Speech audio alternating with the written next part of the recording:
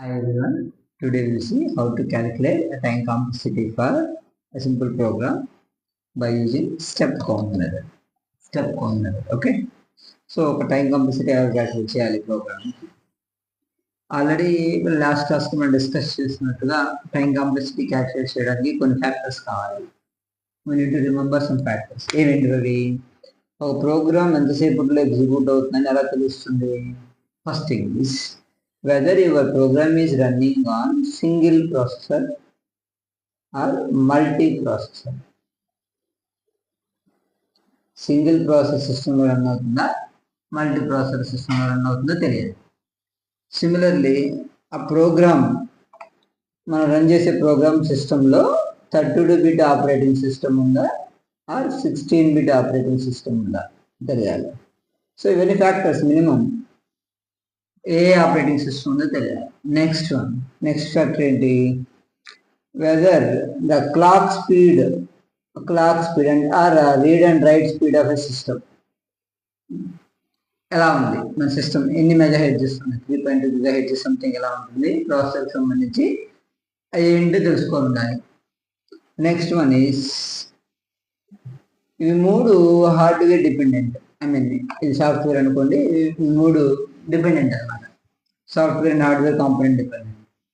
మన రిమైనింగ్ రాయిపోయే రెండు కూడా మన హ్యాండ్ ఓవర్లో ఉంటాయి. చూడండి, next one is amount of time required for arithmetic, logical, return, assignment operations. వీటికి ఎంత టైం తీసుకుంటుందో చూసుకోవాలి. Amount of time required for arithmetic operations, logical operations, return statement and assignment operations, వీటన్నిటికి ఎంత టైం పడుతుందో మనం ఎజ్యూమ్ చేసుకోవాలి. Next similarly input data in the sense reading and writing, reading చేసుకోవడానికి ఎన్ని వాల్యూస్ ఇన్పుట్ తీసుకుంటున్నాం, మనం ఎన్ని వాల్యూస్ని ప్రింట్ చేస్తున్నాం, ఇదంతా కూడా క్యాలిక్యులేషన్ చేయాలి.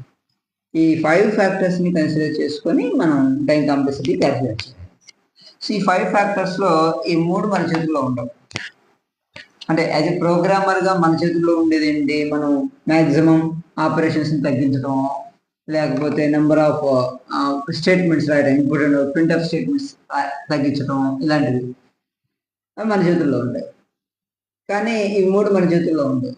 సో బట్ ఒక ప్రోగ్రామ్కి ఎజ్యూమ్ చేయాలి అంటే ఎంత టైం పడుతుంది అనేది మనకు తెలియాలి అంటే కంపల్సరీగా ఫ్యాక్టర్స్ మనకు ఉండాలి. సో లెట్స్ సీ, మనం ఇప్పుడు దీనికి ఎగ్జిక్యూట్ చేయాలి అంటే దీనికి క్యాలిక్యులేట్ చేయాలి అంటే మనకి ఎంతో కొంత అజంప్షన్ ఉండాలి, అది ఏ సిస్టమ్ మీద రన్ అవుతుందని. లెట్ us assume that మనది సింగిల్ ప్రాసెసర్ అనుకుందాం. సింగిల్ ప్రాసెసర్ 16-బిట్ ఆపరేటింగ్ సిస్టమ్ అనుకుందాం. 16-బిట్ ఆపరేటింగ్ సిస్టమ్ మన సీక్వెన్షియల్ స్పీడ్ అనుకుందాం, అంటే క్లాక్ స్పీడ్, సీక్వెన్షియల్ ఎగ్జిక్యూషన్ అనుకుందాం. సింగిల్ ప్రాసెసర్, 16-బిట్ operating system, sequential execution. And similarly అర్థమెటిక్కి, లాజికల్కి, రిటర్న్ స్టేట్మెంట్కి, assignment, or relational operators, whatever all the operations, each operation requires 1 unit of time. 1 unit in the sense maybe మన భాషలో second కానీ, millisecond కానీ, microsecond కానీ, nanoseconds కానీ. So for example 1 nanosecond ఉంటుంది. 1 unit is equal to 1 nanosecond. 1 unit of time for all arithmetic relation. Last one is input and అవుట్పుట్కి 1 unit of time. ఇది assumption అండి. ఈ assumption లేకపోతే మనం calculate చేయలేం. ఎలా క్యాల్కులేట్ చేస్తాం ఎంత టైం పడుతుంది అనేది మనకు ఎలా తెలుస్తుంది? We're assuming that some time. So ఇది ప్రోగ్రామ్ని మన సింగిల్ ప్రాసెసర్ ఉన్నటువంటి సిస్టంలో, అది 16-బిట్ ఆపరేటింగ్ ఉన్నటువంటి సిస్టంలో, దట్టు సీక్వెన్షియల్ ఎగ్జిక్యూషన్ జరిగేటటువంటి సిస్టంలో అయితే ఆ సిస్టంలో అథమెటిక్ ఆపరేషన్కి 1 యూనిట్ టైం పడుతుందని మనం ఎజ్యూమ్ చేసుకున్నట్లయితే అప్పుడు మనం క్యాల్కులేట్ చేయొచ్చు. ఏ ప్రోగ్రామ్కి అయినా సరే మనకి ఒక ఎజంప్షన్ ఉండాలి. Based on that assumption only we're moving. Okay, now will see this. ఆ ఎజంప్షన్ని బేస్ చేసుకుని దీన్ని ఎలా క్యాల్కులేట్ చేయాలి. సో ఈ ఫస్ట్ లైన్లో మనం అబ్జర్వ్ చేయాల్సింది ఏంటంటే, ఏదైనా ప్రోగ్రామ్ తీసుకున్నప్పుడు ఫస్ట్ లైన్ నుంచి చివరి వరకు మనం చూడాల్సింది ఏంటి అంటే, ఏమైనా అర్థమెటిక్ కానీ, లాజికల్ కానీ, రిలేషనల్ కానీ, అసైన్మెంట్ ఆపరేషన్స్ కానీ ఉన్నాయా. అర్థమెటిక్ అంటే plus minus divided by, relational అంటే less than greater than, assignment అంటే ఈక్వల్ టు, లాజికల్ అంటే లాజికల్ అండ్ లాజికల్ అలాంటివి ఉన్నాయా, ఏమి లేవు. సో దీన్ని మనం క్యాల్కులేట్ చేయాల్సిన నెసిటీ లేదు. So no need to worry. Next బ్రాకెట్గా అవసరం లేదు. నెక్స్ట్ ఈ లైన్లో ఈ లైన్ తీసుకుంటే ఇందులో అసైన్మెంట్ ఆపరేషన్ ఒకటి జరిగింది, అసైనింగ్ ఆపరేషన్ ఒకటి జరిగింది. ఫర్ అసైనింగ్ ఆపరేషన్కి మనం 1 యూనిట్ ఆఫ్ టైం అనుకున్నాం. అంటే ఈ లైన్లో మనకి 1 unit of time, 1 unit of time in the sense 1 nano second, ఒక సెకండ్ ఏదో మన భాషలో 1 యూనిట్ ఆఫ్ టైం. నెక్స్ట్ ఈ లైన్లో మనకి ఒక అసైన్మెంట్ ఆపరేషన్ ఉంది, ఒక రిలేషనల్ ఆపరేషన్ ఉంది, ఒక ఇంక్రిమెంటేషన్ ఆపరేషన్ ఉంది. సో దీనికి 1 యూనిట్ ఆఫ్ టైం అనుకుందాం, ప్లస్ దీనికి 1 యూనిట్ ఆఫ్ టైం, దీనికి 1 యూనిట్ ఆఫ్ టైం అనుకుందాం. నెక్స్ట్ ఫర్ లూప్ లోపల ఒక స్టేట్మెంటే ఉంది. ఇక్కడ చూడండి బ్రాకెట్లు రాయలేదంటే ఓన్లీ ఒక స్టేట్మెంటే దీని కింద. సో ఈక్వల్టీకి ఈ లైన్కి 1 యూనిట్ ఆఫ్ టైం, ప్లస్ ఈక్వల్టీకి 1 యూనిట్ ఆఫ్ టైం, ఎడిషన్కి 1 unit of time, 1 unit of time.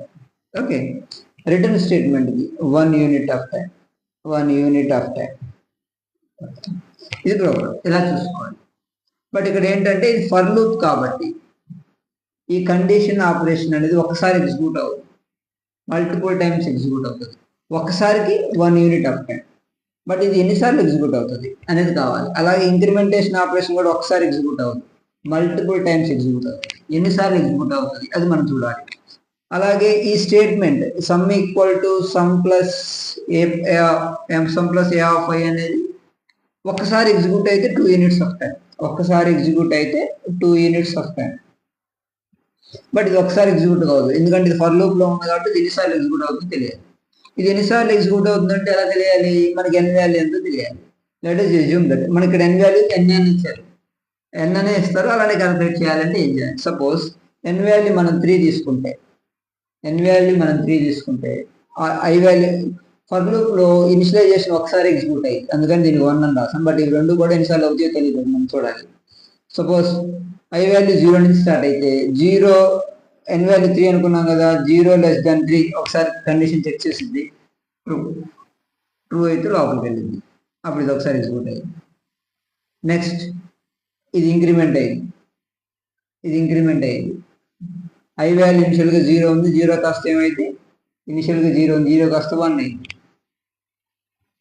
Next 1 less than 3 condition check అయింది.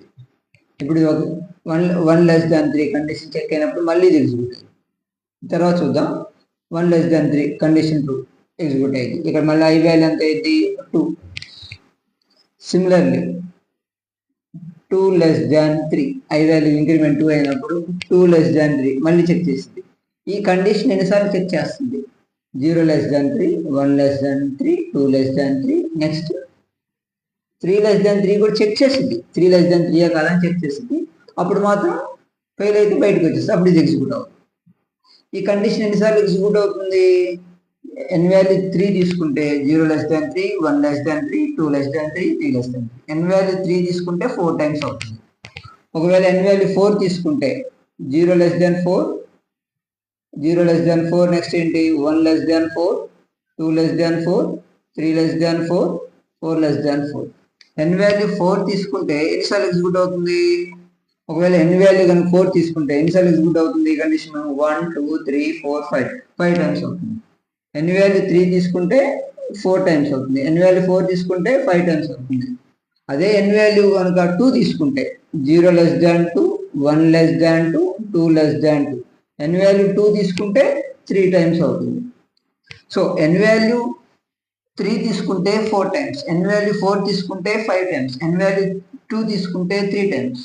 అదే ఎన్ వాల్యూ ఎన్ తీసుకుంటే ఎన్ టైమ్స్ అవుతుంది, n times. So each time 1 unit of time, total ఎంత n times, అంటే into multiplied by n, అంటే which is equal to 1 plus 1 into ఒకసారికి 1 unit of time, అదానికి ఎన్నిసార్లు ఎగ్జిక్యూట్ అవుతుంది ఎన్ టైమ్స్ అవుతుంది. కాబట్టి ఒకసారి అయితే 1 యూనిట్, 2 టైమ్స్ అయితే 2 యూనిట్స్, 3 టైమ్స్ అయితే 3 యూనిట్స్, అదే ఎన్ టైమ్స్ అయితే n units. 1 into n plus ఇది ఎన్నిసార్లు ఎగ్జిక్యూట్ అవుతుంది, ఇది ఒకసారి చూడండి, i equal to 1, i equal to 2, i equal to 3 అందరితోటే కండిషన్ ఫెయిల్ అవ్వగానే బయటికి వెళ్ళింది, ఇంక ఇంక్రిమెంట్ అవ్వదు. అంటే n వాల్యూ 3 తీసుకుంటే 3 టైమ్స్ అవుతుంది. అదే n వాల్యూ 4 తీసుకుంటే 4 టైమ్స్ అవుతుంది. n వాల్యూ n తీసుకుంటే n టైమ్స్ అవుతుంది. అంటే for each time 1 unit of time కాబట్టి 1 into n. Sorry 1 into n. Sorry ఇక్కడ మిస్టేక్ చేసాం మనం. ఇక్కడ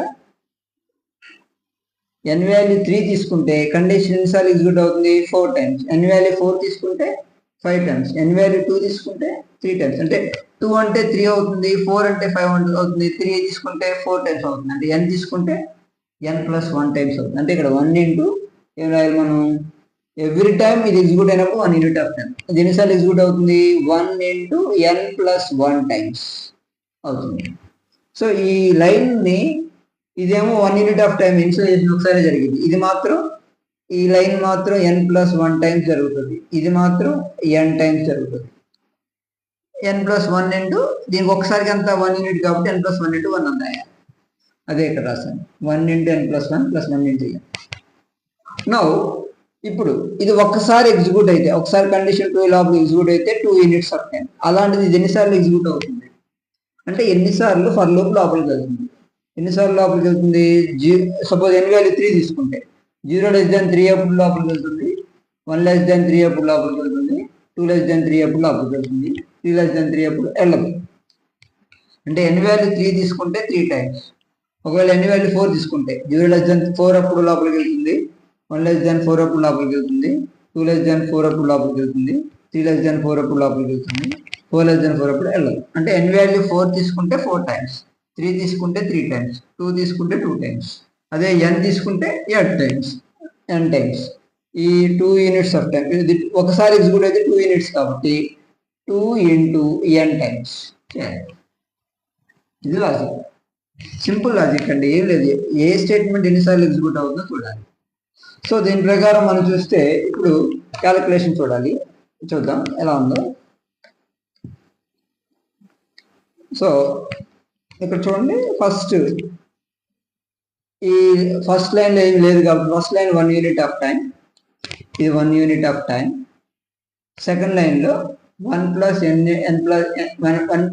into n plus 1 plus 1 into n ఎంత అవుతుంది టోటల్? ఇది 1 plus n plus 1 plus 1 into n అంటే n. ఇక్కడ ఇది 2 ఇంటూ n అంటే 2n టైమ్స్. మొత్తానికి ఇక్కడ రిటర్న్ కూడా ఒక స్టేట్మెంట్ ఉంది 1 యూనిట్. ఇటు మొత్తాన్ని యాడ్ చేయాలి. సో మొత్తాన్ని యాడ్ చేస్తే ఏమొస్తుంది?